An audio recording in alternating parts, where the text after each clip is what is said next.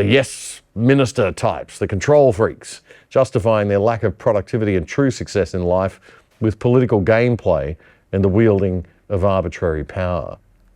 Worse than the wealth that they prevent individuals in the nation producing is the wealth that they steal for themselves.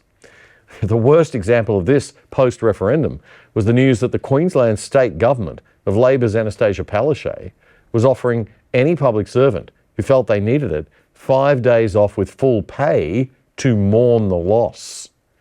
That such an idea could be floated with any level of seriousness, let alone be implemented, reveals how severe this gap between the rulers and the ruled in Australia has become. What small business person or tradie could afford such a personal self-indulgence as 5 days off to mourn a referendum that didn't go their way?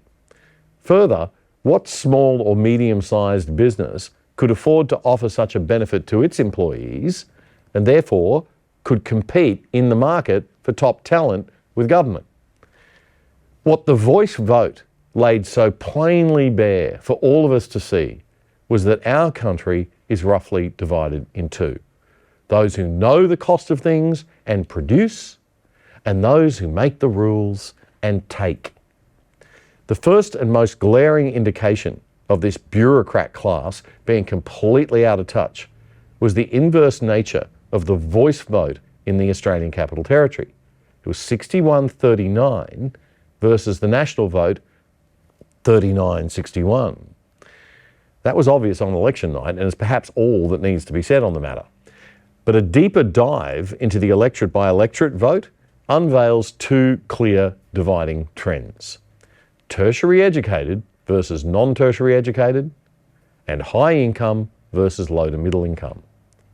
Of the 151 federal electorates, only 29 saw a yes victory. The inner cities had the widest margins. In my view, this proves the long-held perspective that those of us with a tertiary education are not necessarily better at analytical thinking and reasoning, but rather we have merely been exposed to a different ideological framework.